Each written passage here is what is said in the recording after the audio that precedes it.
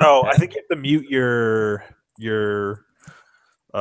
volume on your computer. I think. I don't know, or just turn the video off. I did. It was an advertisement on the Sports Illustrated page. Okay, this is live. I'm gonna go live on Facebook. Okay. We're only 30 minutes late this time, as long as it works. As long as it works, yeah.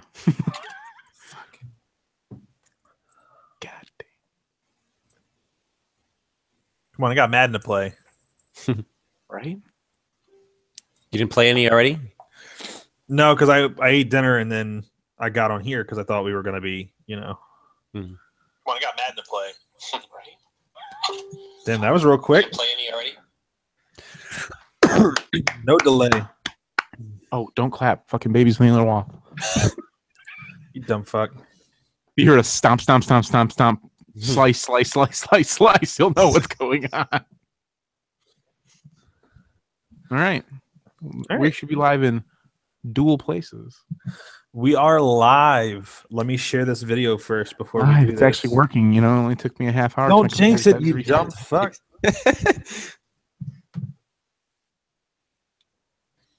Share now. Third eye or die. What did Tony want this shirt? Yeah, he did, but they didn't have it in Ooh, they didn't have it in midget sizes? Ooh. Ooh. All right, cool. So we're live. Cool. Are you gonna monitor your Facebook? Should I monitor Facebook for anybody who actually comments? I can also do it, but you should definitely do it because my phone's only at 18%. Cool story, bruh. All right. So welcome, ladies and gentlemen, to special episode 2 of our SPRtz Talk for NFL preview. Last week we did the NFC East and the AFC East. This week we are going to be doing the AFC West and the NFC West. It'd have been really funny if Justin was like, "What?" and you did the North or something. That would have been pretty funny. Did the wrong thing. Yeah. Wait, what? I thought we were talking about the Bears today. What? That's a short conversation. They're terrible. Trubisky. Trubisky. The next Cutler. Meaning he's going to be great. But the Bears will ruin it. Yeah, that ain't happening. All right. So you want to talk about AFC or NFC first? We're just hopping right on in. Yeah, either one is fine. All right. Well, last time we did, it took us a while, so I figured we'd, just hop right on in. Last time we started with AFC, right? Yeah, I think so. Last time we also didn't have Madden 18 early access to play. Right? That's not why I'm trying to rush this along. But either way, all right, AFC West. So we got Raiders, Chiefs, Broncos, and Chargers. Top storylines. What do you guys got? For the offseason? No, for this upcoming season. Either one. Doesn't matter. It would be that the Raiders got, and this will probably be the same as my best pickup for the Raiders, is Marshawn Lynch coming out of retirement to go to the Raiders. Like, that was a pretty big story. Yeah. I mean, I think he's going to make a difference there for sure. Yeah. That and, I guess, the LA Chargers. Yeah. Right. That's another one. I've got also the Raiders are moving to Las Vegas. That was a pretty big. That's a pretty big storyline with them. Yeah. I had Marshawn Lynch as one, and then also them moving to Vegas as their kind of top storylines. Also Derek Carr signing his 5-year extension. Basically, I think he's now the highest paid quarterback, or one of the highest paid at least. Yep. So, I had that. The Chiefs, they didn't really have a good off season. Their biggest kind of storyline, I think, was when they traded up in the draft for Mahomes. Yep. Yeah, old Mahomes. And they what? And they cut Macklin. Oh yeah, they cut Macklin and they cut Jamal Charles. Yep. Yeah. And Nick Foles. And Nick Foles. He has the record. He's tied for the record of most touchdown passes in a single game. I guess kind of with that, like with the same thing with that draft thing. I think the story is kind of like that Alex Smith is kind of on his way out. Like they're kind of like going to like a whole. They're kind of like they're in a transition from what the Chiefs were, like Charles and Alex Smith, and they're kind of moving forward from that. Yeah. Yeah. Jeremy Maclin, Alex Smith, Jamal Charles. They're kind of The defense is starting to kind of get older. Some of it at least. Defense with the line. Defense is definitely, I feel like, starting to get a little older. Well, they lost also Dontari Poe, who was a big tackle. He's now with the Falcons, I believe. Nothing else really with them. So Broncos also with Benny Logan, but I don't know if that's an upgrade or anything. We'll wait until we get to the best pickups, and I would have told you about that. Spoilers. So Broncos and Chargers both got new coaching staffs.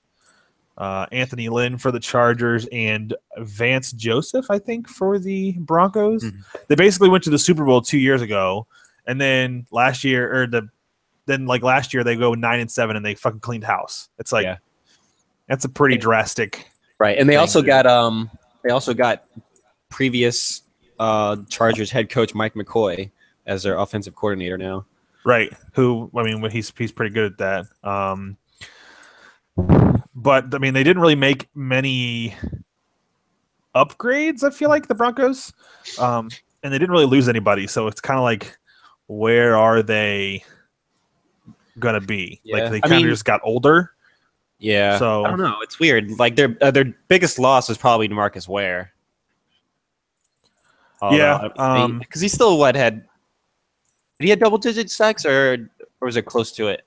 I think he had barely double-digit sacks, but I would actually say that probably Wade Phillips might be a bigger loss.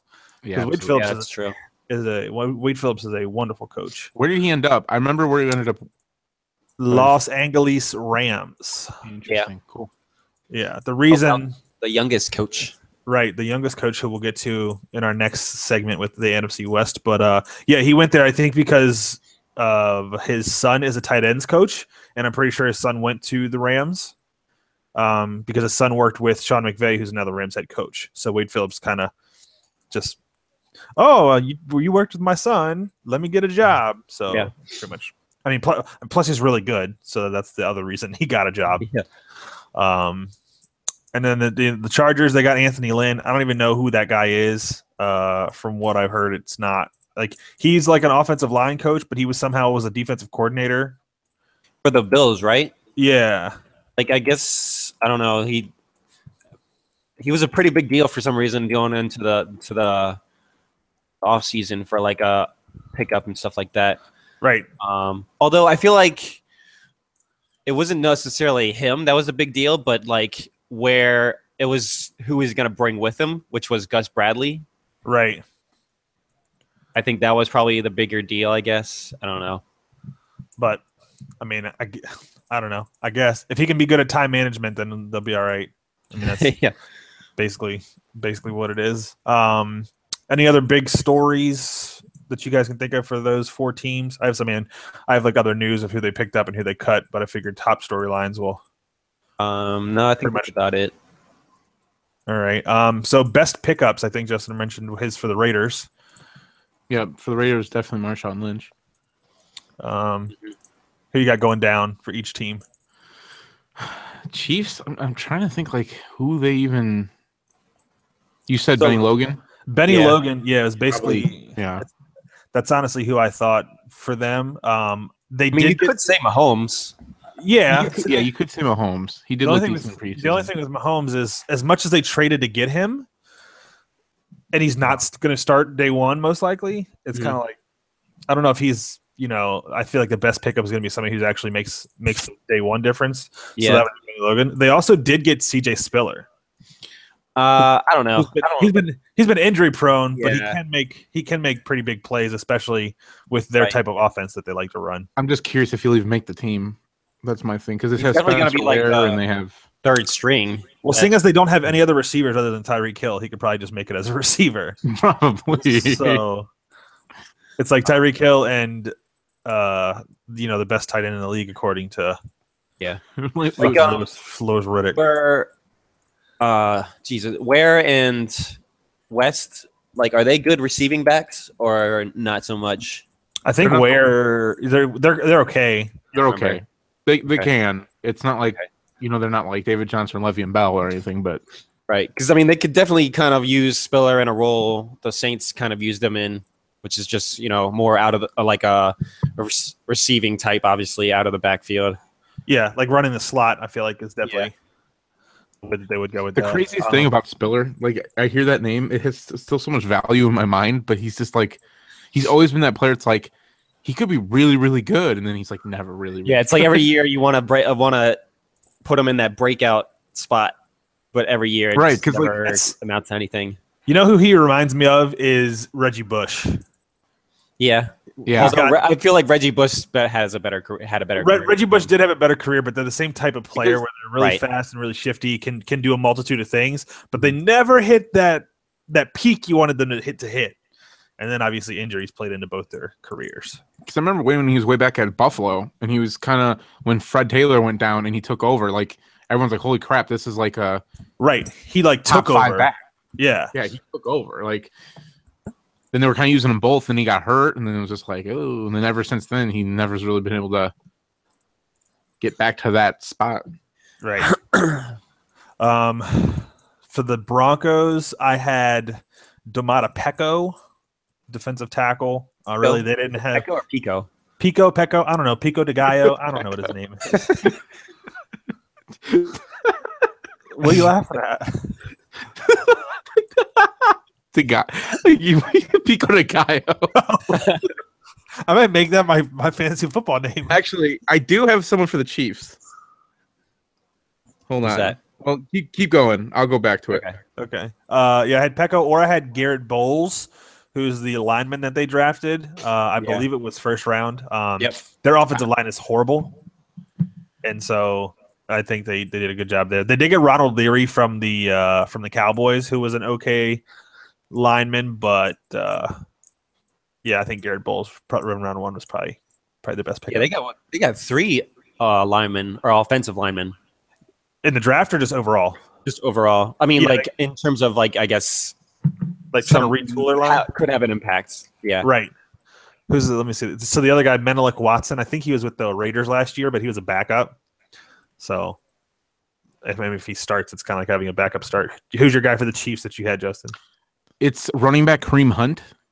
So far in training camp, he's been doing really good, and I guess Andy Reid himself really, really likes him, and he kind of fits a Randy Reid offense, Andy Reid offense, and I don't know. I guess the one fantasy show I listen to kind of is making it seem like he will, Andy Reid wants to get him involved in the offense, and that's the question of if he actually does. But he supposedly is very talented. And it could be one of those situations where it's a guy that is under people's radar, and then all of a sudden he kind of pops up, and he's the starter type thing. Yeah, because neither Ware or West have really proven to be super good or super not injury prone. I feel like they kind of always are dealing with injuries. That whole defense or that whole backfield usually is always. Yeah, which is unfortunate. Their offensive line is okay too, not the best. And then Jamal Charles is on the Broncos, but I don't even know if he's going to make the team. I think he's kind of done. I mean, he would be the third back anyway, really. I'm hearing maybe even the fourth. Because they have C.J. Anderson, Devontae Booker, and then there's another guy, I think, Devery Henderson or something. That's a wide receiver. That one's a wide receiver for the Saints.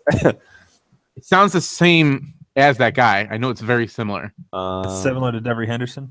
Well, they only have, let's see. So on their depth chart on ESPN, they literally only have 2 running backs. So I don't really know what's going on there. Jamal Charles is probably on the pup list, right? Yes. D'Angelo Henderson. Excuse me. D'Angelo Henderson. Oh, they also signed Stephen Ridley, and they have Bernard Pierce. Yep. So. And Jawan Thompson's still there. Good luck, Jamal Charles. So they got a bunch of people. I just don't know if Jamal Charles is going to be able to be good enough to make that roster and actually be used. I don't know. If he can show his burst, I think he'll still have some spot on the team. Although, I mean, how old is he? Is he 30 already? Yeah. Yeah, so 31. He's 30. ACLs okay. Hurt. Right. 30 and Like it was a bad sign when he came back last year, played for like 6 snaps or whatever it was, and then they took him out, and he never played another snap that season. Yeah. So like it was just like he's not ready to play. In like, 2015, he played 5 games towards ACL, and then 2016 he played in 3 games, and that was it. So he definitely right.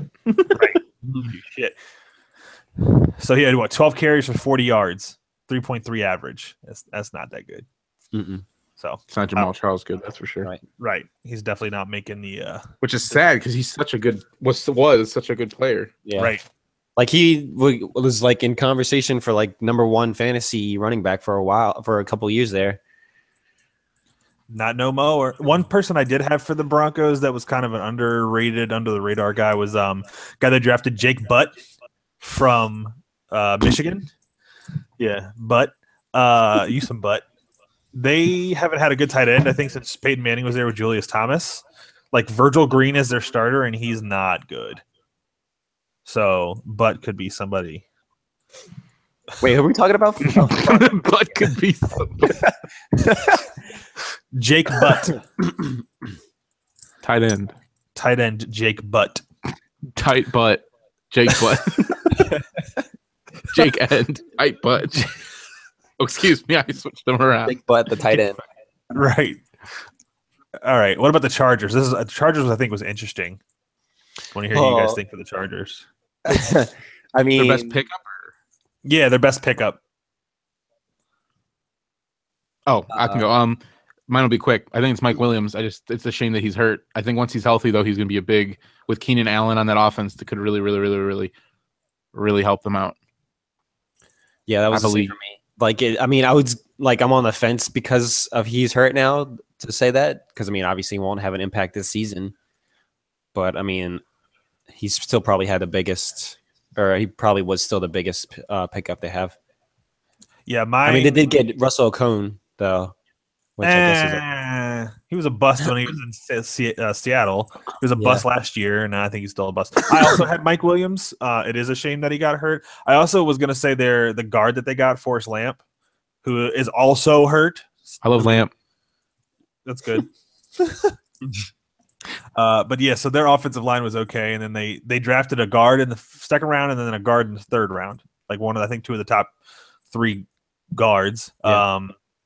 They lost King Dunlap, who was okay, but Mike Williams, I think, definitely is the best there. On the website that we were looking at, Brandon, I think their first person they put was Gus Bradley. Yeah. So, which their defense, is pretty good. It's got some good players: Joey Bosa, Jason Verrett. Who's the other? It's so weird that like you never think of Chargers as a bad team, but they went 5-11. Right. You know what's crazy? Is that a year ago we were talking about how Joey Bosa wasn't signing his contract. Right, and he came in a little more than a year, but still. Did he didn't win Defensive Rookie of the Year, did he? I think he did. I think he did, which is kind of crazy. Joey Bosa, yep.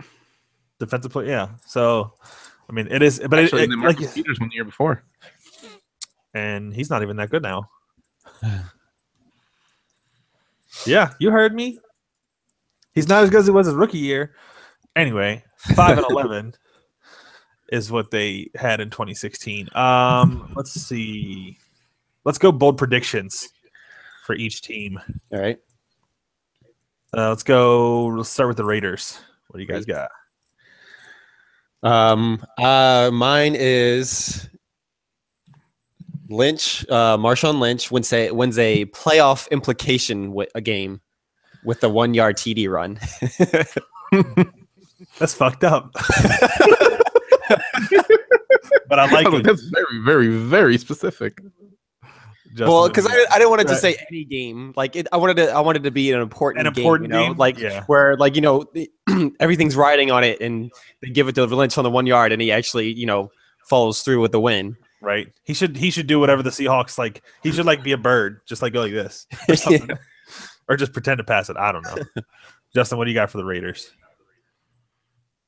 That Marshawn Lynch will will rush for 1,000 or more yards and 10 or more touchdowns.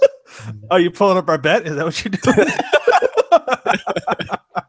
That's my bold prediction. That's your bold prediction. Are you looking up your bet now too, Steven? No. I already knew I was going to win my bet, so I stayed away from Marshawn Lynch. My bold prediction is that Khalil Mack's going to break the single season sack record, which is what, 22 and a half, or I think 23. I think 23. So yeah, my prediction is he breaks that, which is a lot. Yeah. Mm-hmm. So, Chiefs. What do you got for the Chiefs? Mine is, despite a winning record, Smith is benched for Patrick Mahomes. Okay, I'll say it like halfway through the season. But they'll have a winning record. Yeah, so like it'll be in spite. So they'll have a winning record in spite of Smith, and they decide to bench him for Mahomes. So let me tell you mine. Patrick Mahomes starts 8 or more games, and the Chiefs finish with 6 or less wins. So I have the same thing when Mahomes starts, but it's because they are sucking, and they end up getting 6 or less total wins. So interesting. Justin, what do you got for the Chiefs? Mine is actually has nothing to do with Patrick Mahomes, but mine is that Kareem Hunt will become the starter no later than week 8. I like it. Very possible, especially. I tried to be a little bit more bolder this time because last time I didn't actually make these ahead of time. I was just like, this guy will get do some shit. This guy will run the ball. Well, except for the Marshawn bet. I was gonna like make it up. I'm like, wait a minute, we have a bet on this. I'm gonna see what it says and make sure I say the more than that. Yeah. Because if I had said like he's gonna get 1,000 yards and 7 touchdowns, you'd be like, our bet says 10 or more, and I'd be like, hey, shit. All right, what do you got for the Broncos? Broncos. Okay, so despite like uneven quarterback play from both quarterbacks, Demaryius Thomas still has a top 10 fantasy year. Ooh. What do you think about that, fantasy guru? I could see it. A lot of people are up on him for some reason. I don't really understand it, but I think I feel like people are up on Simeon for some reason too, and that's like translating to Thomas. I see. My bold prediction is that the Broncos go 0-6 in the division. Ooh, that's a complete possibility. Yeah, that is definitely a possibility. Well, although Chargers might be, I don't know. We'll see. Chiefs could also technically suck. Yeah, that they could. So I have that after Paxton Lynch becomes the starter, the Broncos become a top 10 rushing offense. They were 26th in the league last year. Oof. But I think that Paxton Lynch becomes a starter pretty soon. And they'll have a top 10 rushing offense. Jeff, thank you for saying that we're better than the Sports Junkies. I like to think that we are also better than the Sports Junkies because they're terrible. The Sports Junkies. Excuse my French. I'm in France. They are so we basically have 2 big sports radios in town. Sports Junkies is one, but they are not owned by ESPN. So they basically are more bashing of the Redskins and kind of more, people say realistic, negative. Kind of. And then there's ESPN 980, which is the ESPN radio. They still talk about ESPN sometimes in a negative light, but they're more pro Redskin. They have Chris Cooley. That's Cooley. Yeah, that's I mean, it is owned by Snyder, right? Yeah. No. Yeah. It was, but I think it is owned by Snyder still, but they like sold some of their broadcast stations. And so now like they're only AM and they're only on the app, but either way, thanks for watching, Jeff. Wasn't going back to your bold prediction, wasn't CJ Anderson like a top 10 pick last year? Yes, I think he was. Actually, it might have been like a top 5, like draft, like projected fantasy wise. Yeah, fantasy wise, I think the year before he was like a top 5, but I think last year he was still like first rounder, like late first rounder. And that didn't work out. I remember Melissa got him in our crazy league, and the first week I was like, "What the hell?" Because I didn't understand the scoring yet, and all of a sudden I was like, "Jesus Christ, he's like 900 points." And it's like 3 plays. Like, what's going on here? Because I kind of remember people being like, I was like, they were like David Johnson or CJ Anderson, and I'm like, definitely David Johnson. Right? Why? Yeah. Why would that's a no brainer? Yeah. In hindsight, it's like, ooh. But I mean, he started obviously back then. You wouldn't have known. Like, I mean, they both. I mean, considering his season before that, everyone assumed he was going to have a huge breakout season. So, but it was Johnson. I also don't realize what people thought that because like Peyton Manning left and Trevor Siemian was their quarterback, why people thought that the run game would still be as good as it was. Well, I mean, they assumed that they would, put it all on Anderson's back. Yeah, because right. Manning's gone. Right, but I feel like that is definite signs of don't draft this player as high as you would because because there's gonna be 8 in the box. Exactly. Yeah. That's why some people are actually high on Adrian Peterson this year for fantasy, is because for the first time in like years, he's on a team with Drew Brees and a passing offense. They can't. If you stack the box, Brees will just burn you. So look at his seasons with Favre. Right. Like he went off. Wait, Peterson? Yeah. Brett Favre. I forget that he was in the. I'm like, Brandon, NFC North guy on the Packers. Honestly, for a second, I was like, Adrian Peterson was never on the Packers. I don't associate him with the Vikings or the Jets for that matter. Right.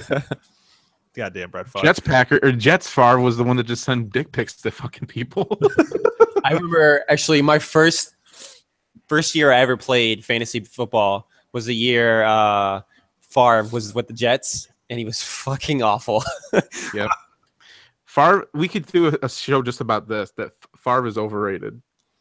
He's basically Jay Cutler with wins. I said it last episode. I'll say it every issue for him. So, Brett Favre used to be one of my favorite players, but the only reason he was really one of my favorite players is because of the streak that he had, the consecutive game streak. Yeah. Because Cal Ripken is my favorite all-time baseball player, and I find that records I really like I prefer that in players. Like having a bunch of like receiving stats and passing stats is cool, but like I feel like just being able to play for 20 plus years is consecutively. Yeah, I really pretty amazing. Let's be honest. You knew someday you were gonna be friends with a Bears fan, so you just liked him because you knew it would piss him off. That's also Favre's great. He's won tons of trophies and all types of stuff. But I'm just saying, if you look at like touchdown interceptions, it's very strikingly similar to what's his face, Cutler. I had also when I was really young, I was in Myrtle Beach with my cousin, and we were taking a walk early in the morning with my aunt, and we found this guy looking like he was practicing for football. It ended up being Reggie White when he was playing for the Packers. And so when I was younger, I didn't really watch football, but because I knew, like, I found out who that guy was, I started watching like the Packers, and so Brett Favre was a quarterback, so obviously I kind of just gravitated towards him. So that was part of the reason. But so I just thought of a question, but I'll save it for the NFC North episode. Sounds like a plan. Teasers. Denver. Nope. Where did Denver? I almost said San Diego. Los Angeles Chargers. What do you got for bold predictions? Let's see. Keenan Allen stays healthy long enough to be a top 5 fantasy receiver. Ooh. Notice I said long enough, so I don't think you don't think he's played 16. Yeah, but he'll be good enough to like maybe it'll be like 13 games, and he just has a really good output for all 13. All I just heard is that I'm going to be fighting Brandon to get him in the draft. That's all I understand. We'll see. So he's like my highest like sleeper because everyone's like, oh, he won't play the whole season. I'm like, I think he's gonna. If you actually look at his injuries, we're talking about the Chargers. So if you look at his injuries, they're very fluky injuries. It's like not like it's just bad luck injuries. It's not like it's not like Alshon Jeffrey where it's the same thing every time. Like he had the lung issue or the kidney issue, the lacerated. Like that's stuff that happens to people ever. Like, great, yeah. It's not something that always he's just getting bad luck. Now, if that luck continues, I guess it's possible. But actually, the year that happened, the only person that did it was Andrew Luck. Boom, luck and luck. Boom, luck. Oh, look at you. My bold prediction. Well, since I am a fancy guy, I'll do a fantasy prediction here. I thought you said you came up with these beforehand. I didn't for them. Melvin Gordon finishes as a top 3 fantasy back. I like it. I'm a fan of Gordon. I don't know if that's a bold prediction because I think that's going to happen. Fine, he finishes as the top, or other than David Johnson, because that's my play. Oh, that's your pick. All right. This one I think is actually pretty bold for me. So Phil Rivers has been in the league since 2003, I believe. So this is year 14 for him. I am predicting, bold prediction, that he has the best year of his career statistically and throws over 40 touchdowns. He's never done it in his career. Go that bold? Go bold for MVP? I would love to see him get an MVP. I'm not gonna lie. I would love to see him get MVP, but I don't think he's gonna do it. I feel like his team isn't gonna be good enough for him to warrant the MVP, because it always goes to the player on one of the top 3 teams. So yeah, that's true. It always goes to the best player on the top 3 teams. So did Brady? Yeah, if he has that kind of season though, like he could definitely have. Definitely So I looked it up. I don't know if I haven't. What were you getting ready to ask, Justin? Brady won the MVP last year, right? Yeah. Ryan. Oh, that's right. Matt Ryan. That's right. Yeah, Matt Ryan won because Brady didn't play all 16 games. Yeah, and Matt Ryan's better than him. We already did that episode. So the most yards that Phil Rivers has ever had was in 2015.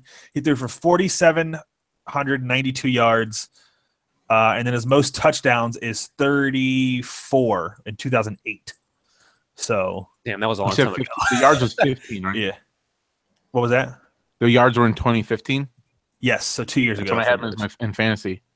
We also had him in fantasy. So yeah, you know what my team name was? Crimea Rivers. No, it was I Come So Much I Fill Up Rivers. Well, not safe for work. People with children. There's a team name. You can use it, but if don't do it in a league for work, you'll get fired. All right. Yeah. That's terrible. All right. So we'll get the records last on this. Who do you guys have as the MVP of that division?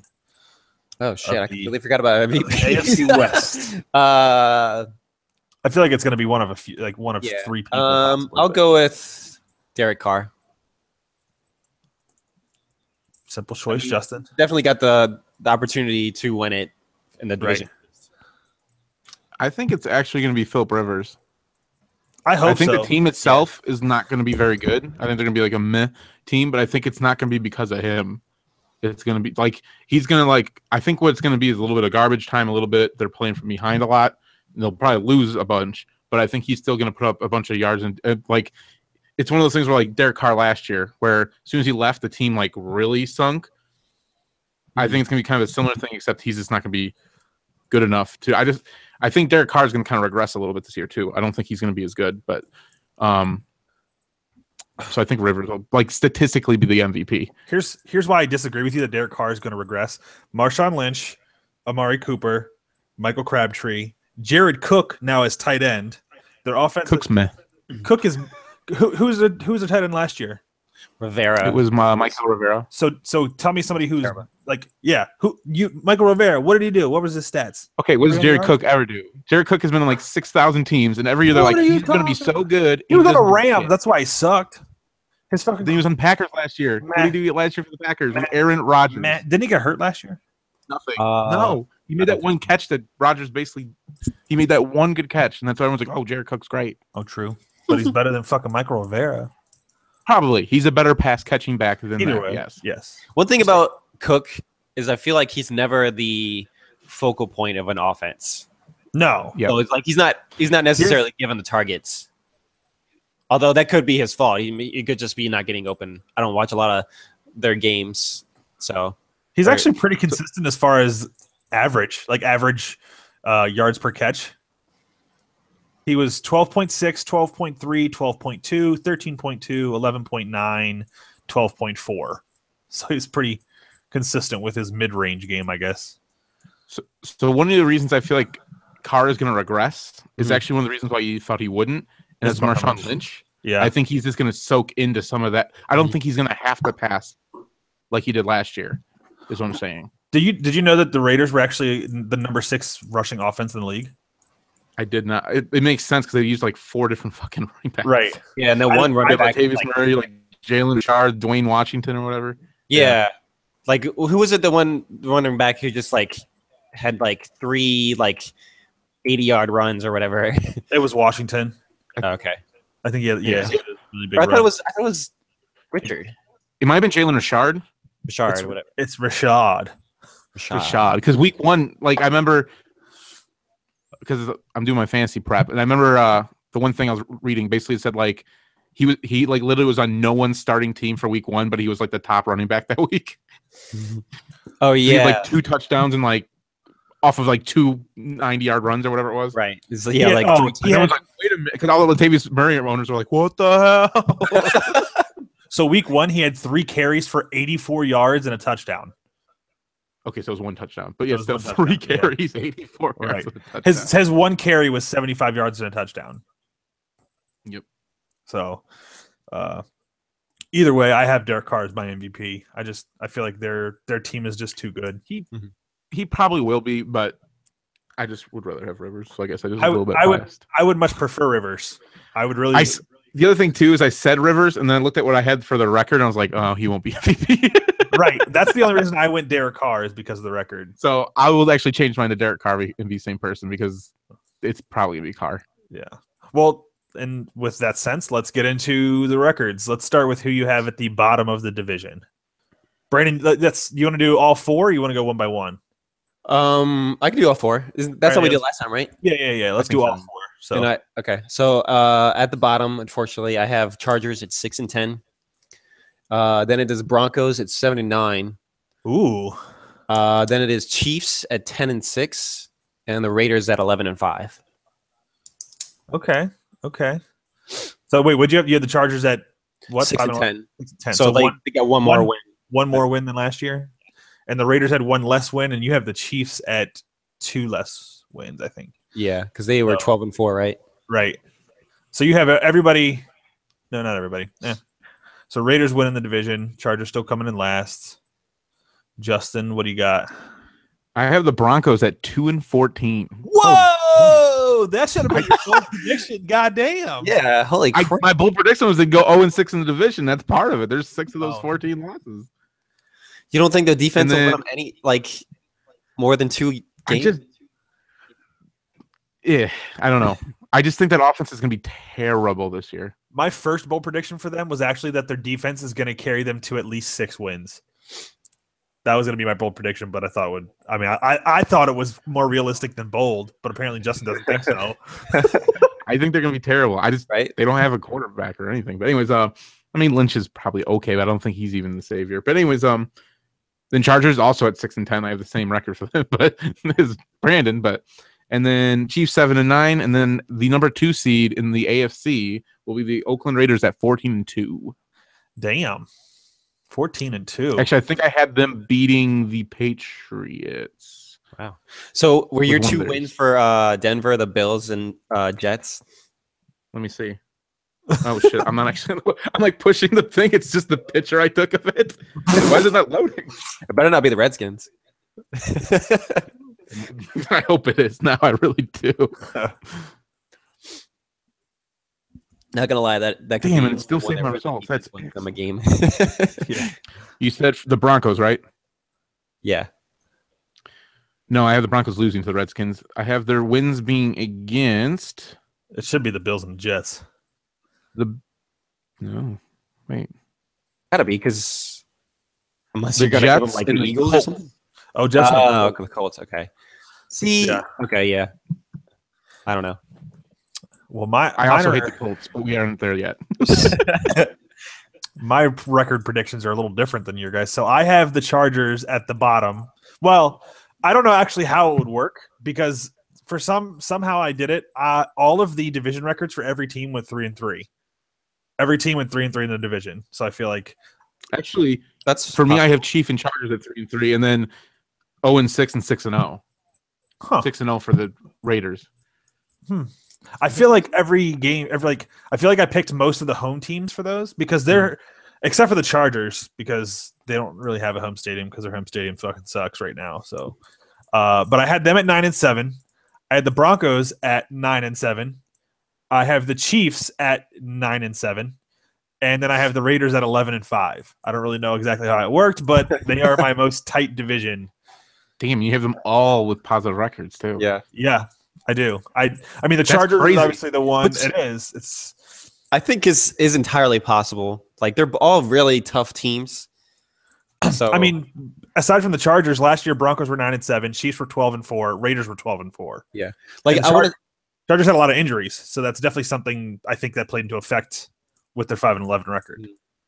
Like I want to say, like out of the Chargers, like 11 losses last year, I think 9 of them were within like 3 points of a loss. So it was, there was definitely something like that. Yeah, something like that. There was definitely possibility of some extra wins there.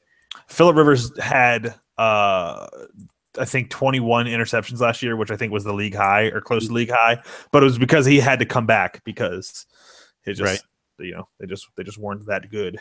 But so that and then so for me, Justin said he had them at second. So I have the Chiefs come in as the 6th seed and the Raiders come in as the 3 seed. Interesting for me. So real interesting. That's funny. You have Broncos with 9 wins. I have them with 2 wins. I know. That's what I'm saying. That's so drastic. That is a crazy. I might have been a little bit tough on them. It probably should beat the Bills. Yeah, I think so. Yeah. Are they the worst? Like, I guess you don't want to spoil anything. Are they the worst team in the AFC? No, you have the Jets. Don't you have the Jets with more wins than them? The Jets have less wins. 1-15. Yeah. Oh, okay. So the Broncos have one more win. I have 2 other teams that are also 1-15. So. Well, hot damn. Okay. And one of them is a shocker, but that won't be until the North. Oh, I think I know who it is.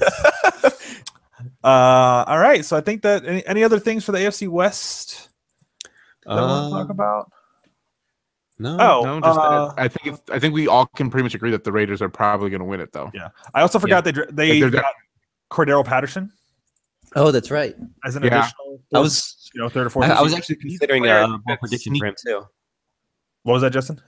Yeah, he's a player that could sneaky all of a sudden be something good again. Right. And then they drafted Gary and Conley, who's the cornerback from Ohio State, who's supposedly pretty good. So, and they have fucking David Amerson, who somehow learned how to play football. God, so mad. Is he a former Redskin, I'm guessing? Yeah, we drafted him in the 2nd round, and it was a fucking bust because he couldn't see. Yeah. He couldn't see. Not even joking. He fucking couldn't see. He got contacts and went to the Raiders. I love this story. I can see. I'm going to go to a different team and get some contacts. Yeah. All right. NFC West. This one is not as close for me. So me neither. I actually have 2 teams that are pretty good. Yeah. Actually, I have 2 playoff teams. Like 2 teams that are close and then 2 teams that are close. Like, yeah, it's 2 teams in the top and 2 teams in the bottom. Exactly. Like they're All right. NFC West top storylines. I had obviously Marshawn Lynch coming out of retirement and trading. It's kind of funny that we're doing AFC West and NFC West because obviously Lynch went from one to the other. Right. So Lynch went from one to the other. For a second, I thought you were doing your notes for the AFC West again. I was like, no. He's not any of these teams. Yeah. No, for the Seahawks, I didn't have anything else for the Seahawks, really. They didn't really do much. I mean, their other big thing for me was they got rid of Steven Hauschka, who I thought was a pretty good kicker, but apparently. Yeah. I guess the biggest news is probably the head coaches for the Rams and 49ers. Yeah. True. Kyle Shanahan for the Niners and Kyle Shanahan and Sean McVay for the Rams. Very sad to see him go. I think he is the motherfucker's he's only 2 years older than you guys and 3 years older than me, which is fucking crazy. He's an NFL head coach and he's only 2 years old. Like, that's insane. Was he like officially the youngest ever, or was that what's his name, McDaniels? Still, no, because McDaniels is like 40 something. Is he? He was like I think McDaniels was 36 when he started.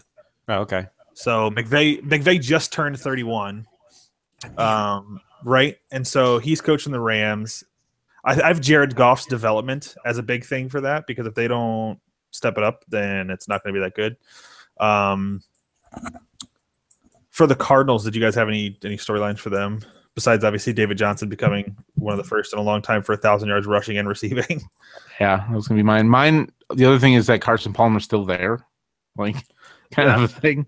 Like, I'm kind of curious, like is he still gonna like? Is he gonna hit like last year? He didn't do as well as the year before. The year before he was actually pretty good, and then last year he kind of like didn't do much. I don't know if that was his fault or the receiver's fault more than anything, but Fitzgerald. But he's old. I mean, yeah, him and Fitzgerald he's both old, getting up there, and I don't know. They got Blaine Gabbert though. Blaine Gabbert. They should just let David Johnson quarterback too. True. Another thing for the Cardinals is they lost a ton of people on defense. Yeah. Calais. Here's the list that I had: Calais Campbell, Tony Jefferson, Kevin Minter, Alex Okafor, DJ Swearinger, and Darrell Washington. So while some of them might not have been starters, they were pretty big role players, which is pretty big for them. They did replace some of it with Budda Baker in the second round and Hassan Reddick, who was actually a pick people I don't think liked as much for the draft. But the 49ers, Kyle Shanahan, former Redskins head coach, or former Redskins coach, Rams, former Redskins coach, John Lynch, never had a fucking front office job in his life and became the GM of a team. That's kind of that's a story. Yeah, that's a pretty big deal. Yeah, so it's weird that he went to them too. Like he played most of his career with the Broncos, right? Not the Broncos. Broncos and Tampa. Bucks. Yeah. Oh, yeah. Okay, that's what I thought. It was Bucks, and then like, what made him decide to go to the 49ers? They were the only one with an opening that would actually be stupid enough to hire him. I don't know if you ask ESPN, that he's gonna be like top 5 best GMs. They fucking think he's already top 5. That makes no fucking sense to me. Well, he screwed the fucking Bears over real nice, didn't he? Yeah, he did. Well, he did. I'd say he was a wizard on draft day. I'm not gonna take that away from him. He did. I mean, although was it Bears just being stupid, or was it John Lynch just being like, "Oh, I'm gonna make them"? I honestly don't think John Lynch. I don't think anybody could be that good to sneak that trade by anybody. I think the Bears were just very, very stupid on that part. On that one, yeah. So, although Trubisky was like a god. True. Super Bowl 2017. The other storyline I was going to say is that it's kind of connected to the Niners is the whole Colin Kaepernick spiel. Yeah. Because he was on their team last year. They didn't honestly re-sign him or cut him or whatever they did with him. And then now that's a big storyline, although... Well, that'll probably be more prevalent when we get to like AFC North with like the Ravens and stuff. Mm-hmm. Either way, it's gonna. I mean, we're 3 white guys, so we can't really play the race card that some people play on social media. They're like, he's not doing it because he was black and he tried to make a stand. But I always love to make the argument with people who are arguing about that. Look at his stats from the past 2 years. He was terrible as a quarterback. Mm-hmm. It wasn't. I mean, yes, he can be cancerous to a locker room, which is a big part, I'm sure. But it's also look at his stats. Like, yeah, that's kind of my thing, because the one thing that infuriated me most with it was that when Cutler got signed to the Dolphins, they're like, "Oh, why didn't Kaepernick get signed?" Oh, another bad. I'm like, well, Cutler already knew the offense for Gase, so obviously he's going to go someone familiar with the offense. He doesn't have to teach a whole new offense to. He already knows it. Like, and and if you look at statistics, he's not like Kaepernick and Cutler are like worlds apart. Right, Kaepernick can run and Cutler can't. Quarterbacks, they're not. Right. Yeah, and plus, from what I understand, he wants starter money, and I don't think anyone's going to give him that. Right. So I don't know. Yeah. Plus, it just draws a whole it sucks. But as a GM or as like a owner, do you really want a player come to your team that's going to bring that's going to split your fans kind of down the middle? And some are like fine with him doing. I mean, he said he's done kneeling, but fine with that whole situation. And the other half are like, "Oh, I'm not going to watch or come to your games anymore." Right. I mean, I feel like at the end of the day, these owners are business owners. It kind of sucks, but that's the way it kind of is. Yeah, on that aspect, it's kind of like when Tebow was around, and Tebow's not as Kaepernick is more talented than Tebow, but when Tebow was around, everything was more about the PR with Tebow, and that's what owners didn't want. They didn't want to have to deal with the PR nightmare that was Tim Tebow, and or Johnny Manziel. Well, he's just a completely bad person. So that's similar story. Terrible player, terrible person. Right. That's a similar story though, where it's a PR nightmare, and Kaepernick is the same thing right now. Yes, he may be better than both of those guys, but he is a PR nightmare, especially in the world that we're in, and like in right now today's world with everything that's going on, that's not exactly the best thing you want surrounding your locker room. So that's our Kaepernick spiel. We'll move on to we'll probably do that next week when we do the North. All right, let's do best pickups for each team. Who are we starting with? Let's start with Seattle. Seattle. Eddie Lacy. I don't know. That's how big he is. Like, I mean, and he's not going to start. I think he's going to get split. I think he's a split carries with Thomas Rawls. That's what they've been saying. Also, yeah. He's been hitting his weight goals every single time. He's getting 55 grand like once a month. They shouldn't have to fucking have weight goals for a running back. Right. Here's my one thing about Lacy is that the same thing happened last year. It was like, oh my God, look at Eddie Lacy. He's lost a ton of weight. He was doing P90X. He's this, that. And then nothing came out. He got back on Chinese food. Well, he got hurt too. That was part of the issue. But then Mike McCarthy I'm pretty sure it was last year's when he got benched to one game. Like literally was just an active scratch because they're just like, you're getting fat. Like it just like he just stopped losing his motivation again and started, gaining weight and doing this and doing that. And McCarthy's like, nope, you're gonna sit out a game. Yeah, I don't know. Because what's the other running back? I thought he had a better chance. There's CJ Procise, but he's more of a gadget kind of situation. Like they might use him out, split him out left and stuff like that, or wide, I should say, not left. Could be right, left. Doesn't really matter which way they split him. Just wide. I had Eddie Lacy. I had actually Luke Jokel / Eddie Lacy. Mm-hmm. The reason I had Jokel is because the Seahawks might have the worst offensive line in the league. I mean, it's a close one, but I mean, just that he's an upgrade over basically anybody they had. They drafted the guy last year, Germano or something, Germani Fidi, something like that. But that's who I had as their best pickup was him and Eddie Lacy, Luke Jokel and Eddie Lacy. That is. Yeah, I don't know. I guess I was probably gonna go with Jokel too, Jokel whatever, or Jokel. Old Jack. Also, that Hauschka thing is actually like pretty significant now that I'm looking at who they've replaced him with. Yeah, fucking Blair Walsh. Yeah, he's awful. I mean, and so dropping Stephen Hauschka, who's been your kicker for the last, 7-8 years, kicking in that stadium has got to be hard. The weather, the wind, just the way the stadium is, the sound. I mean, like kicking, it took a certain je ne sais quoi, pretty much. Yeah. And Blair Walsh does not have any je ne sais quoi. He ain't got shit. Yeah.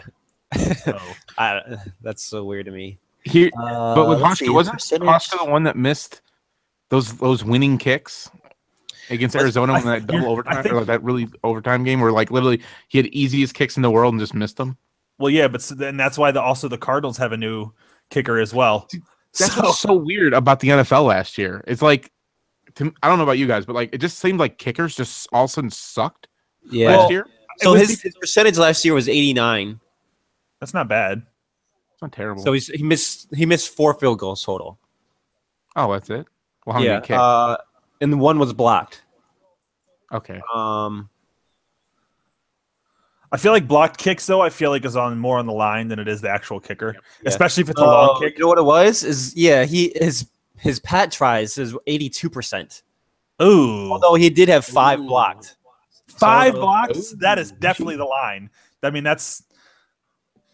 some of it's going to be him, but taking it like line drive style, which you don't need to do all the time, right? That distance, that's another. You're only what? 30, what is it? 30 yards now, or is it 32? I think 32. Which you still don't need to be kicking the line drives for that, unless you don't have a strong enough leg. If you don't have a strong enough leg to kick a 32-yard field goal, then you probably shouldn't be an NFL kicker. I feel like that's another. You'd probably be. Well, you'd probably be in the Bears, and your name would be Gaio. Hot damn! I feel like last year signed him, and literally all the local media was just like, "Oh my God, really great move! He could come back and be good." I'm like, "Get the fuck out of here!" It's better than Connor Barth, I guess. Oh, Barth, right? Okay. Yeah. We literally our kicker is the last 2 former Buccaneers kickers. Like there was we're gonna sign all the Buccaneers kickers. Because they were so good on the Bucks. Right. Wasn't last year the first year that they moved the extra points back? Yep. Yeah. So I feel like that got into the head of kickers more than it should have, and that's why they missed so many. Yeah, because those are like PATs were usually automatic, and I understand they moved it back, but like even like a 30, 35-yard field goal, usually you're like, unless this gets blocked or something gets messed up, it's going to be good. Right. You should. And like also you're seeing like left, right, and you're like, what the hell? Did you forget how to kick? And they were still allowed to move the hash marks wherever they wanted to, right? Yes, they can move left or right on the hash.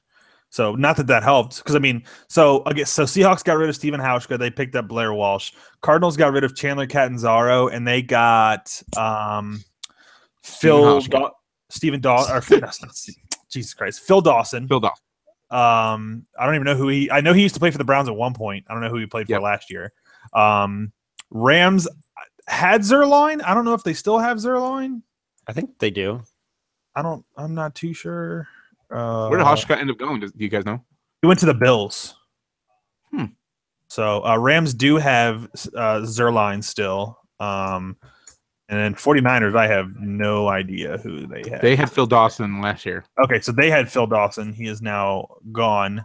They have signed Robbie Gould. So. Good as gold.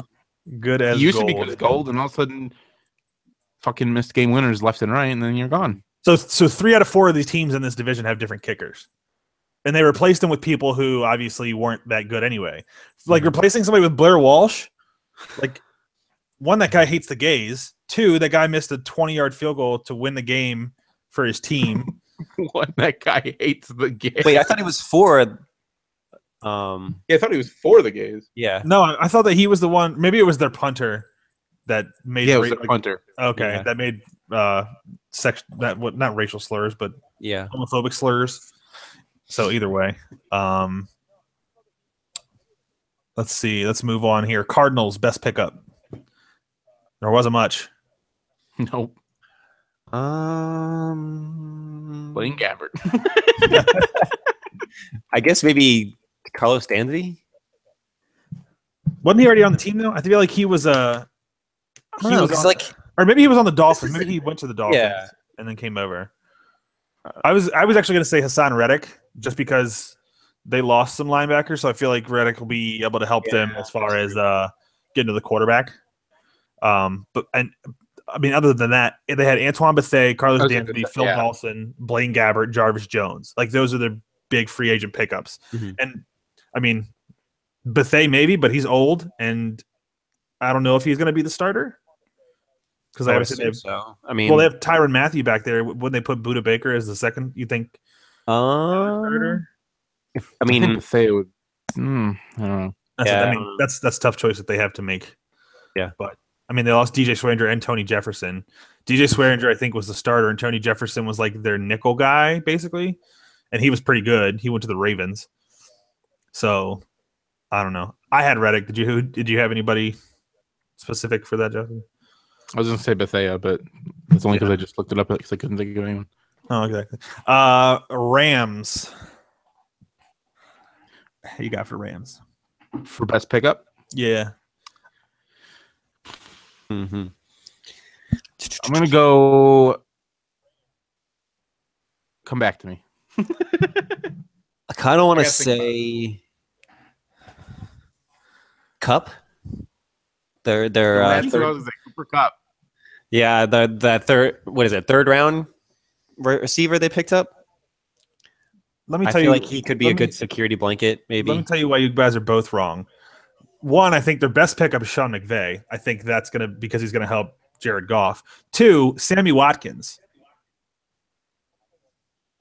Oh yeah, Sammy Watkins I think was actually not even that good of a pickup. If you can't even stay healthy, he's got a chronic foot issue. Yeah, but he's still better than any other receiver that they've had. I don't know. If he can stay healthy. Anyway, he's had a foot issue for like the last 3 years. True. Sean McVay was still my first choice. What about Connor Barwin? How old is Connor Barwin? Yeah, he's getting up there in age. 29, 30 probably. Wasn't he on? He was on the Eagles, right? No, he's shit. He's some shit. Okay. That's what I thought. Okay, I don't want to make sure I wasn't mixing up two teams. My biggest pickup, though, is Andrew Whitmore. Or Whitworth, excuse me. Whitworth. Because that line was so terrible. And I feel like him and John Sullivan, I guess you could kind of say both of them, but they needed some definite help because I feel like Todd Gurley isn't as bad as he was last year. I think he has talent, but what is he going to do on a team with no receivers last year? I mean, No Kenny Britt was quarterback. there. Yeah. No quarterback, and no offensive line. Like, he can't do it all. So, wasn't Sullivan about to retire? I think this year with a better He was going to. a little better. Sullivan, I think Sullivan was actually on the Redskins, I think, 2 years ago, and he was going to retire, and now he's going to be, I think, their starter on the Rams. So, yep. So cool story. It's a cool story. Cool story, Rams.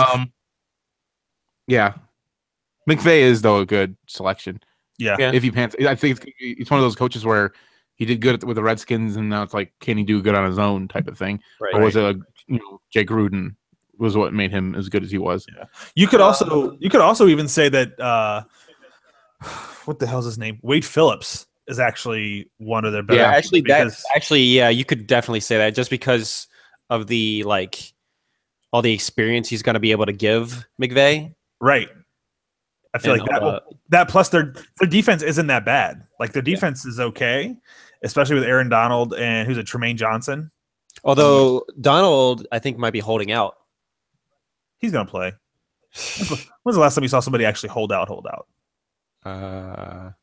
Boza. True.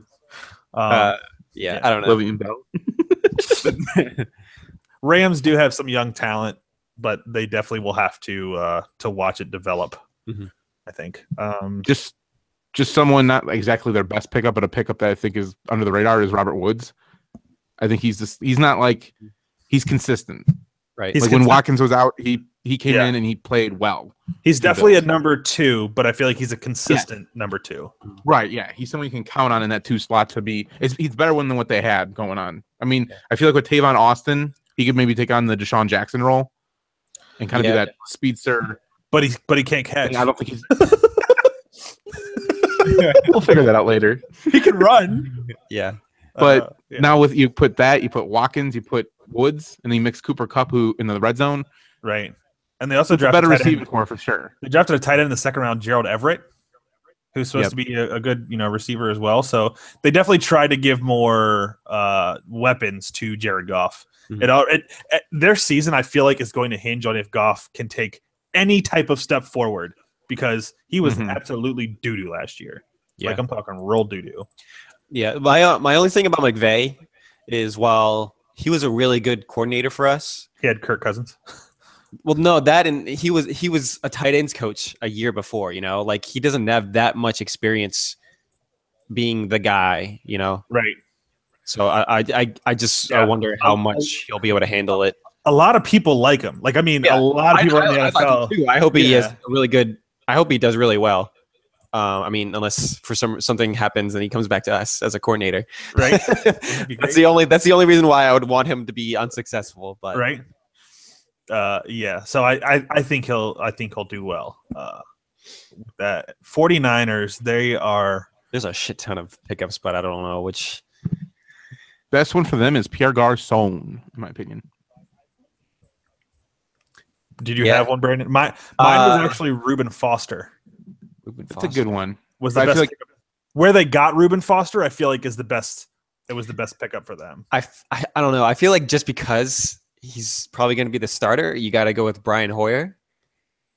I mean, Hoyer in certain like offenses, he's been pretty good. It's just he just always gets hurt. That's his problem. Is like, because he was doing good with the Bears the year before, he was good with the Browns, and then he just got hurt. And every time he gets hurt, and then everyone's like, and they just think he sucks. Yeah, he's not like the greatest quarterback. He's not like, I wouldn't say he's a top 10 quarterback, but in any given week he has the ceiling to be a top 10 quarterback statistically. Yeah. So I do like Garçon as the best pickup. Although if you're listening to Cooley, he'd say it was CJ Beathard. Right. We'll see about that. So here's a funny statistic. So Kyle Shanahan used to coach the Redskins, or coach for the Redskins. Obviously, our offensive coordinator with his dad. Here's the list of players that used to be on the Redskins that are now on the 49ers. Pierre Garçon, Tim Hightower, Logan Paulson, Aldrick Robinson. Yeah. He brought in a bunch of them. He definitely brought in a bunch of former Redskins to play for him. So, which is, and that's why I think Garcon is going to be the best addition. I just think that, from what I remember, is that Garcon had his best year of his career when Shanahan was there, statistically at least. Or fantasy year. Yeah, I think he had like 1,100-yard season. Yeah, that was like 80 catches, 1,100 yards, something like that. So I'm just thinking that I don't know who else do they have at receiver that's really going to. Marquise Goodwin is somebody they picked up, but they lost Torrey Smith. So I don't really even know their other. I feel like Garcon is like their number one. Did they get Ted Ginn? Did they get what? Didn't they get Ted Ginn? No. Where did he go? He went somewhere else, I think. But wherever he went, they love him right now. Yeah, I can't think of Saints. Yeah, he went to the Saints. He's the second guy next to Michael Thomas. He's number 2 for the Saints? And then Willie Snead's the slot. Yep.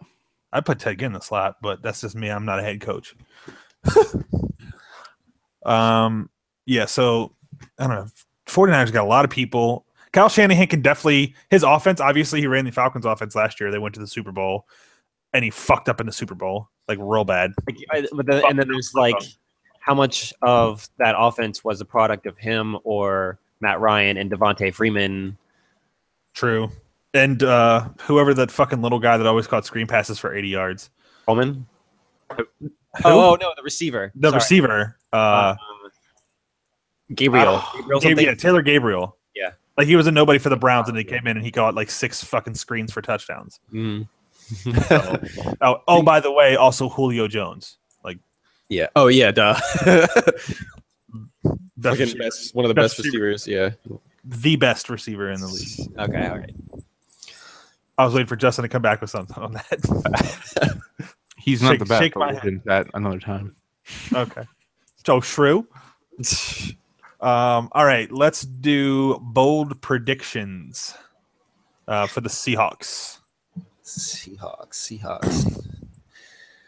All right, let's see. Despite Russell Wilson struggling behind a terrible O-line, Graham has a career year with 110 receptions. Holy shitballs. He's throwing a nobody but Jimmy Graham. Yeah. Like, from what I've heard, like, Graham has said he's felt the healthiest he's ever been. Right. Obviously, they always say that, but it's because all he did was like basically block last year. Like he wasn't featured very highly. Exactly. So I'm thinking he'll be featured more. He'll also be the security blanket for Russell Wilson, who will have to scramble a lot probably still. Yeah. So Russell Wilson is good. You said isn't? No, he is. I think he's pretty good. Yeah. Justin, what do you got for bold prediction? Bold prediction. Didn't do one for the Seahawks either, did you? Here, let me give you mine. It'll be. You have one. What? You have one? You can go. Okay. You can go. Seahawks don't have a 1,000-yard rusher by the end of the season. Just a single guy? Wait, just a single guy over 1,000 yards. Is that really bold? Because, I mean, did they have anybody over 1,000 last year? I thought so. Maybe not. Check that. Check it right now. I'm checking. Because it's like, I feel like all of them were injured at one point or another and never, like, started more than, like, holy 3 shit, games. that is not a good prediction at all. None of them had over 500 yards last year. Good God. Christian Michael had 117 carries for 469 yards. He was their leading rusher. Thomas Rawls had 109 carries for 349 yards. And then Russell Wilson was their third leading rusher with 72 carries for 259 yards. Jesus. Russell Wilson had 40 less carries than their leading running back. That is terrible. Okay, well, I'm going to make my bold prediction. that they will have over 1,000 yards? That Eddie Lacy and Thomas Rawls will have over 1,000 yards. Boom. Ooh, that is a pretty bold prediction. That Don't is. think it'll happen. The Lacy Prediction. I could see like Lacy having like a certain amount of touchdowns or something, but yeah, I could see like nom. They'll combine for 1,500 yards there. I mean, no, you can leave it. It's meant to be bold, right? Yeah, it's meant to be bold. Yeah. My next one's my real bold one. Mine's bold. Which one's your next one? Which team? You can start us off. Actually, I don't know what team is next. I shouldn't have said my next one. Oh, Cardinals? Yeah. Was That's yours with actually David next. Johnson? What do you got for David For Johnson? the first time since 2012, David Johnson will be NFL MVP with 1,000 rushing and over 1,000 receiving. Damn it. I mean, like, you pretty much stole mine. God damn it. All right. So was that yours, Brandon? You're over 1,000 each? Yep. 1,000 club? You can have that. I'll just take the MVP part. Okay. That would actually, yeah. So mine is that Carson Palmer has the worst year of his career, and even David Johnson, doing as much as he can't lift the Cardinals to above 7 wins. As much as people think they will. All right. So, yeah. So bold prediction, right? You wanted bold? I mean, they were only 7-8-1 last year. So that's I didn't know that when I did my thing. I feel like I need to go back to the drawing board. right. Okay, Rams.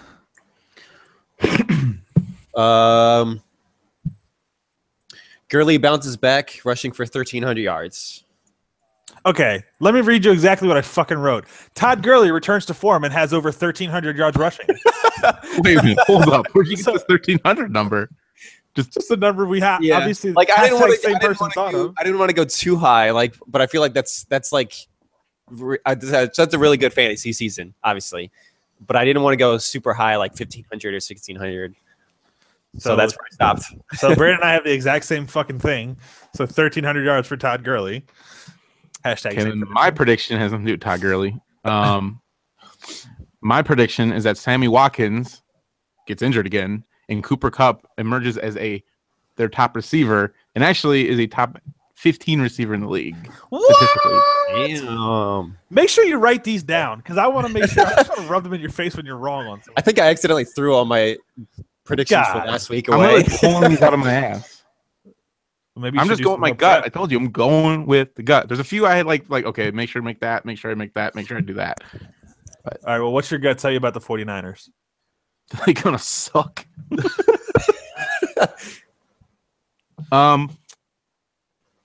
Yeah, that's actually like a ooh. I guess I'll say, like, I don't even see. That's the thing about that team. Like, I don't know who their fucking running back's gonna be to make like a prediction Carlos there. Hyde. My prediction is that they will start 5 different quarterbacks throughout the year. Good God. Fuck. You just who did I do that with last week? The Jets. You said 8. You said 8. I said 8 quarterbacks. And I lowered it to 6. Yeah. I think 5. I think Hoyer, Beathard, and then whoever the fuck else they have. I don't even know. Matt Barkley. Barkley, yeah. Barkley fucking blows. Right. I know. Yeah, I was talking him up a second ago, but I said Hoyer is benched after just 3 games. That was my bold prediction. Mine was going to be the opposite. Is that Hoyer actually has, I don't know, a decent season. He could.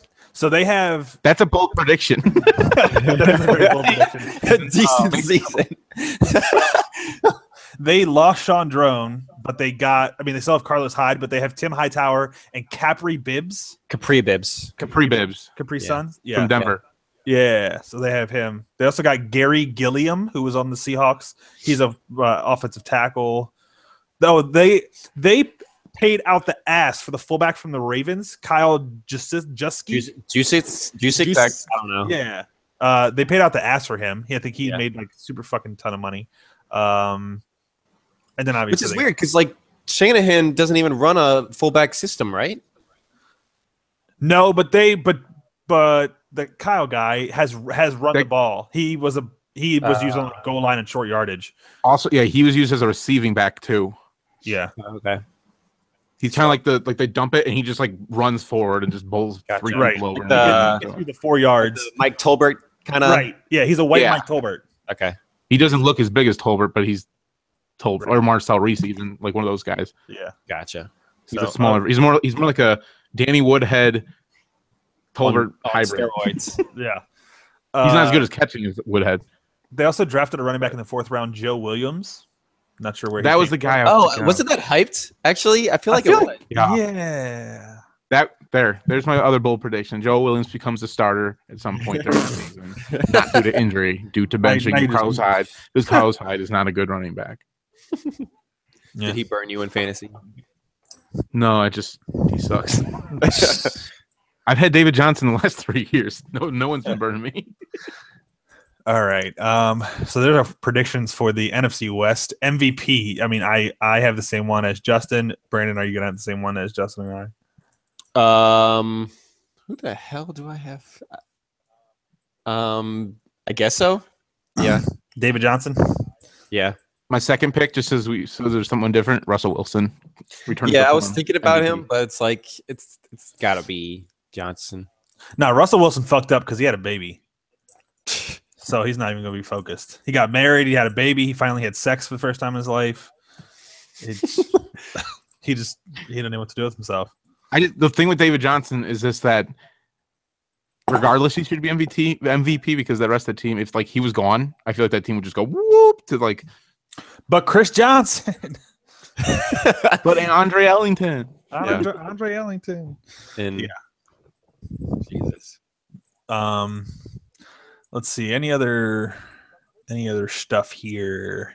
Another bold prediction. David Johnson will have more receiving yards than he does rushing yards. That's a pretty bold prediction, actually. Yeah. By one.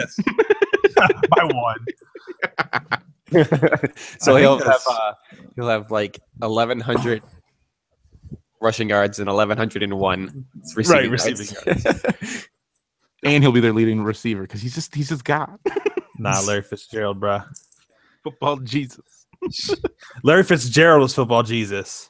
I have a David Johnson shirt. That's how much I love David Johnson. You don't love him enough to buy a jersey. I ain't got that money. Oh, true. I gotta buy comics. All right, let's. I asked for Christmas. No one got me it. Oh, well. Sorry. Wow. I thought you were saying, "Well, I'll buy you one." I was like, "Oh, okay, no. cool." Right. Let's get to records. Last thing for the NFC West here. I'm gonna be very, very honest. I think mine are a little messed up. Just a little. Yeah, you had the Cardinals going 16-0. At one point I did, yes. And then I realized that's not happening. Yeah. All right. Am I starting? Yeah, you can start. All right. So at the bottom, we have 49ers at 3-13. Then it's the Rams at 5-11. Then it's the Seahawks at 7-9. Ooh. The Cardinals at 9-7. Ooh. Okay. He has the same order, just different records. As you? I have 2-14 for the Niners. I have 3-13 for the Rams. Damn. I have 11-5 for the Seahawks, and I have 13-3 for the Cardinals. God damn, you are high on the Cardinals. You are high on David Johnson. David Johnson in your head. I started thinking about it after I did this 2 weeks or last week or whatever it was, and then I'm like, probably should have had them lose a few more games just because last year they had David Johnson the whole freaking year, and they went 7-8-1. So I just think John Brown's going to come back and be healthy eventually. Like if he can finally come back and stay healthy. Wait, I think he's a good receiver. Which Brown was that? John Brown. I know, but although in camp right now, Jerron Brown. Yeah, Jerron Brown right now in camp is the one that's getting some of the praise. Yeah, because Bruce Arians, I guess, was pissed off yesterday because the receivers were all being shitty, except for the beast and Jerron Brown. Yep. Yeah. So you've got them 13-3. Goodness. So yeah, they're the 3 seed in the NFC, which I don't. Let's put it this way: Seahawks will be 12-4, and so will the Cardinals, but the Cardinals will win the tiebreaker. Okay. Now you just punched it out of your ass. No, wait, that can't happen because if that happened, I was going to leave it as it was 13-3. All right. So 49ers I have is also 2-14. So same as Justin. I have the Rams, same as Brandon, at 5-11. I have the Cardinals at 9-7 and the Seahawks at 10-6. So pretty close. Your sounds a little more accurate. Yeah, I would tend to think so. I would flip the Seahawks and the Cardinals, but so I have Seahawks as the 3 seed in the playoffs, and the Cardinals not even making it. So I have the Cardinals as the 3 seed, and then the Seahawks as the 6. I do not. I have Seahawks at 3 and another team at 6. Redskins I have at 4 since we already did the Redskins. I have the Redskins as the 10 seed. Of course you do, jackass. Not making the playoffs. Although I know now we're kind of done with those two divisions, we should maybe just to wrap this up talk about Elliott in the 6-game suspension. Sure. Because that happened since last time. Like, does that affect where you had the Cowboys last? So I thought it was going to. I had the Cowboys at 9-7. I don't think that will matter too much for them. I don't think it's going to put. I don't think they're below an 8-18. So I mean, if anything, it's going to be a 1 game. They were talking on sports radio. We obviously are Redskins fans, and it's Redskins radio, so it's kind of biased. But they were talking about their schedule basically being. Let me pull up the schedule really quickly. Yeah. Basically, you could say some of them were kind of toss-up games, kind of leaning towards the Cowboys a little bit. But so let me see. So the first game is they play at home against the Giants. That's always that's a loss. I had it as a loss. So then they play at Broncos, which is in Denver. Well, you think that's that easy of a win with the Denver defense without Zeke? Dak Prescott, bruh. Okay. You obviously had them losing to the Cardinals because you think the Cardinals were God. So you have them at they're at now the I Cardinals. do. No, Elliott, I definitely think without it. Right. Here's why. Let me just say this. I think Darren McFadden or Derek McFadden plus Alfred Morris is good enough with that line for it not to really matter. That's why I was saying I don't think I changed my record. If anything, I had both of the Giants and the Cowboys being 13-3 and the Cowboys winning the division. If anything, I would switch that where the Giants win the division and they win and the Cowboys win like 1 less game. Like they go 12 wins instead of 13. So the first 6 games are Giants, Broncos, Cardinals, Rams, Packers, 49ers. Yeah, so I have them going 4-1, 5-1, 4-2 or 5-1, somewhere in there. There's one game there that's kind of like. Which game in there is eh? Say it one more time. Giants. Okay, that's a Broncos. loss. That's a win in my opinion. Cardinals at the Cardinals. At the Cardinals, that's a win that's a loss. Versus the Rams. That's a win. Versus the Packers. I hate the Packers. I'm trying not to be biased. Biased, that's probably the iffy one. And then 49ers. So that's a win. So that's 3-2. So I guess they could go 3-3 or 4-2 in my eyes. Yeah. The radio was saying they could essentially go 1-5.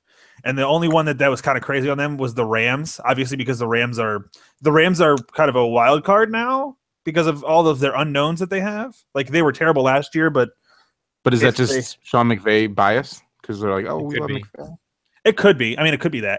I think they were also saying that could be like a trap game. Like I will say that the Rams are one of those teams I feel like people are down on that they could end up being good somehow. Mm-hmm. I think they could be above average. Yeah, I have them at 3-13, but they probably should be better than that. Right. This was also before Watkins too. I mean, while I don't think he's going to last the whole season, I think he'll last long enough to matter. Right. To probably help them get a few wins, but and then again, so Broncos and Cardinals, their defenses are pretty good.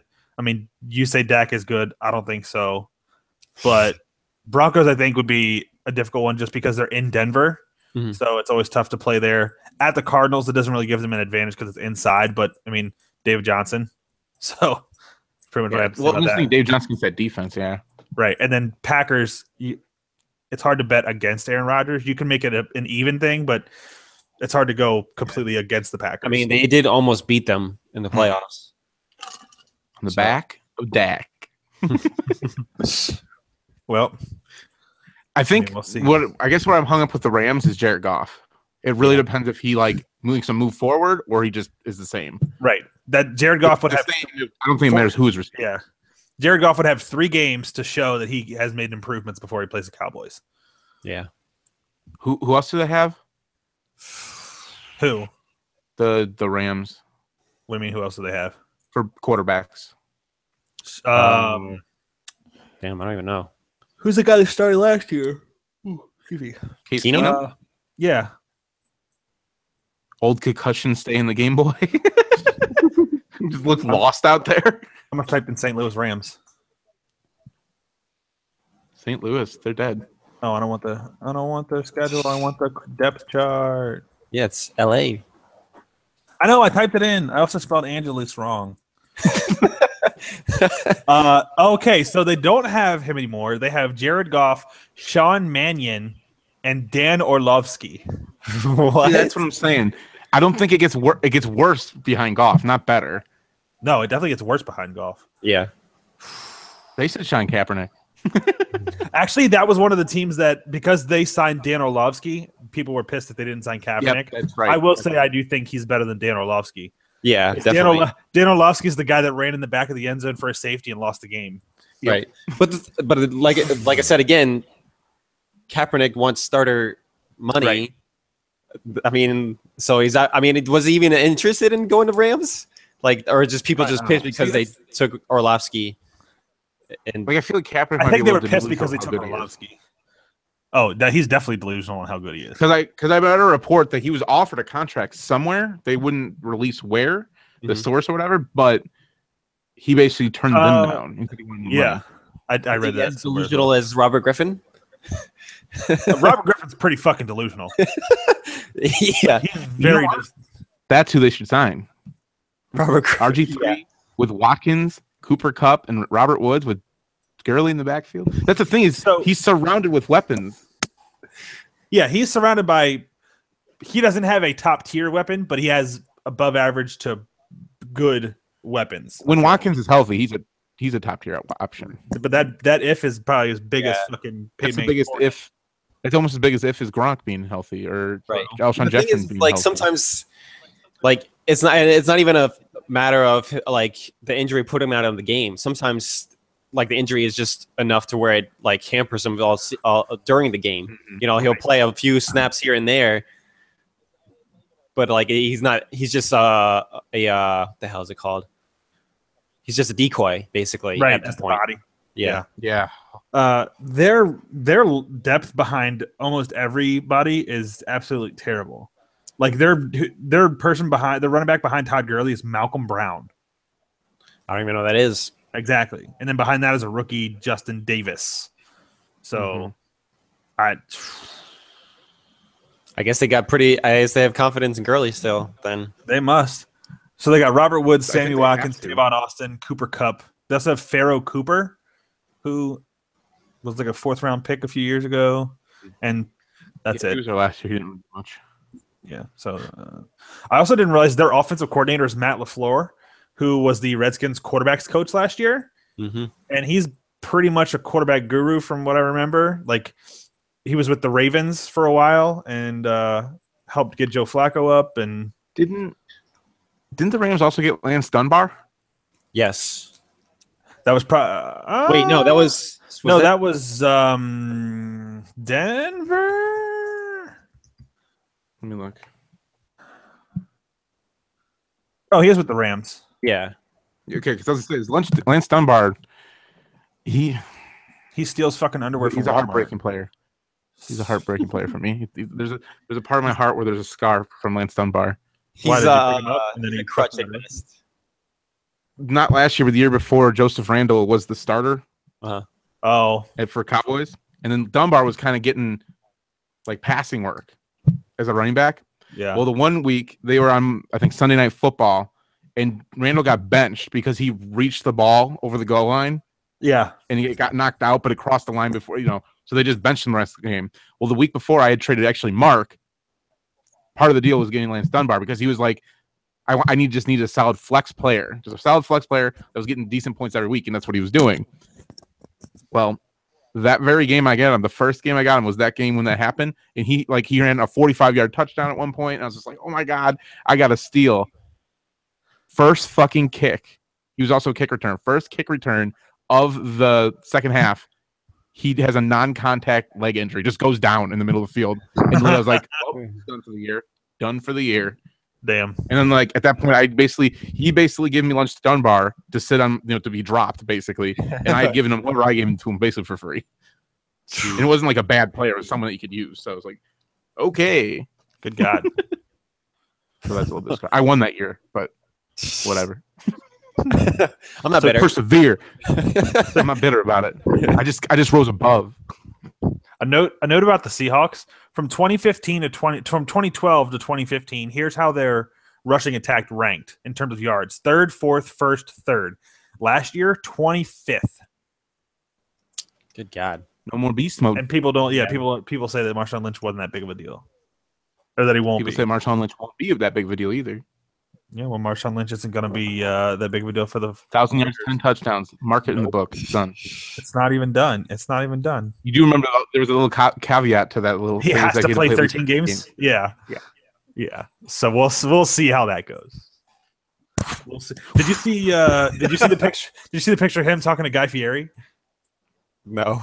There's a picture of him talking to Guy Fieri. He said, and the caption's like, "Get your fucking disgusting ass chicken out of here." Yeah. Because there's like a barbecue truck with like chicken on it, and he's talking to Guy Fieri. We completely forgot about his whole like national anthem story because he got caught sitting. but he was like, he's been doing it for 11 years. He claims he's been doing it for a while. He obviously hasn't been because it would have been a big deal. Right. I think that they should just go back to having the players stay in the fucking locker room like they used to and just have the national anthem go on and fan stand and not make it a big deal. Because he did it, and then Michael Bennett did it, and then somebody else did it. Michael Bennett did it on purpose. Like Lynch said, he just that's what he does. Like he has it's nothing like preachy or personal or anything like that. He was just sitting there. He basically said like it wasn't. I'm not protesting anything. I'm not giving up for the fucking thing. I've been doing it for 11 years. Is what he said. Well, he hasn't because there's like I'm sure they're trying to find footage. Yeah. Right. So, but also it's just disrespectful. It's disrespectful to your country to not stand during the anthem. That's what people do.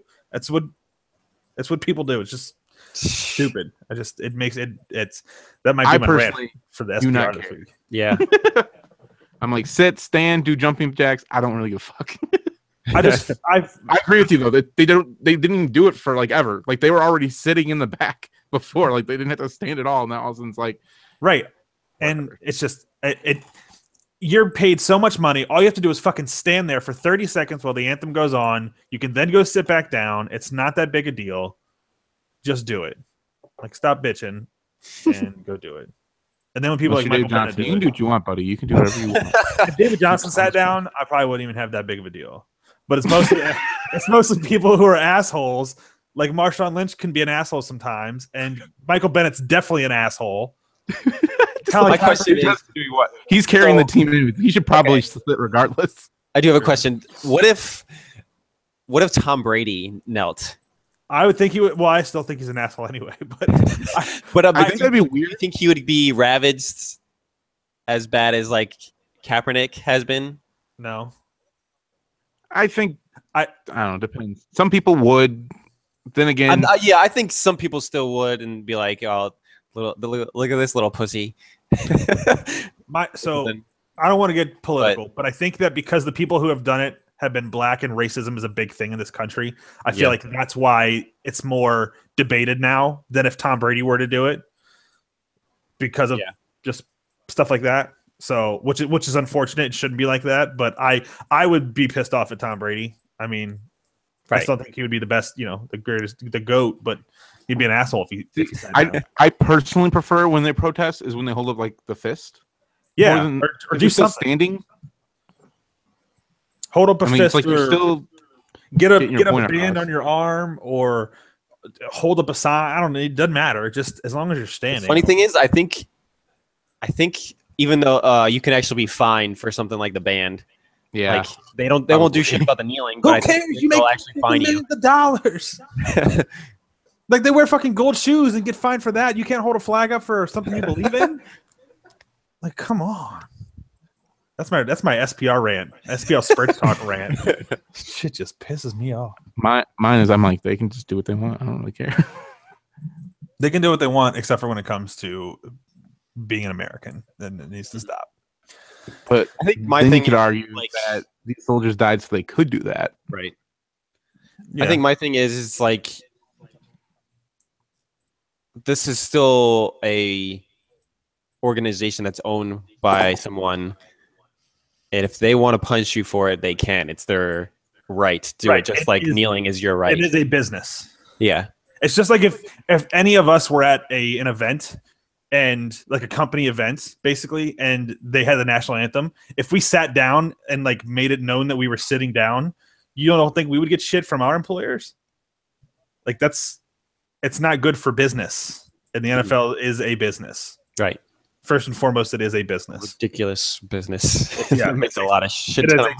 Sports entertainment, multi-billion-dollar business, but it is a business. Yeah. So, who knows? Bunch of punk-ass people. Punk-ass bitches. That's my rant. I don't know if I have anything else. Are we doing the North next week? Yes, we will be doing AFC and NFC North next North week. remembers. Bears. Trubisky start. Here's my bold prediction. Trubisky starts the season 16-0. Ladies and gentlemen, I'm very sorry. Justin is on drugs and does not know what he's talking about. So I'll give you my question that I had for next week, but you can't answer it until next week. Okay. So Who's better? Stop me. We're gonna add a teaser. Okay, who's better? Walter Payton or Barry Sanders? Don't answer. I'm biased. I know. I'm biased. but you'd be surprised that I might teaser for next week. With Barry, you got to kind of extrapolate it a little bit. Yeah. So Barry Sanders or Walter Payton. That's a good lead into next week when we do AFC North and NFC North. Thank you for everybody who watched. Jeff, thanks for commenting. Be the only person too. It looks like we only had one viewer the entire time, and I think that was me. But you can watch it again on Facebook. You can watch it on YouTube. Are you going to do the audio version? Did I do it last week? Probably not. No. So we'll just leave it on YouTube and Facebook. Justin will eventually update our SPR page photo to just the four of us, not talking about E3 preview. Basically, what Gal was trying to say is I'm a lacka. I'm barely getting. You are super slacking. The only last sports. You are to blame for this. Rankings. You are solely to blame for this. How am I solely to blame for this? These babies. That's why. Okay, well, then you know what? Then actually, Tony is to blame for this because Tony, in a roundabout way, is to blame for this. Yes, it's Tony. Shit. Yeah, it's Tony. Or Mark. We could just blame Mark. Fucking Mark. Mark. Somehow. Yeah. All right. Anyway, like us, review us, subscribe us. More people, please join us next time. I did not actually edit that and put it up. Nor did I do the last Mida. Wait, we did. Oh yeah, we did do the Mida. This motherfucker. Mida right for Mida. This motherfucker. I guess we could just go to all our audio episodes are only the mainline show. Everything else is live on Facebook. Hey, that'll work. Not like anybody listens anyway. So. Decision. Now just do your job. You're supposed to be production. Update your computer next time. Shout out to Third Eye Comics for Justin's awesome shirt. Fuck no, hold up. Update your computer. Melissa said she snoozed it 1,000,000 times today. Maybe she should have just updated it. Also, they come in, it's just like shutting down. I'm like, what the hell's going on in here? Literally, I was in the thing and I was just like, oh, I probably shouldn't move the mouse because it's on the screen. But anyways, and I clicked the button, the ads.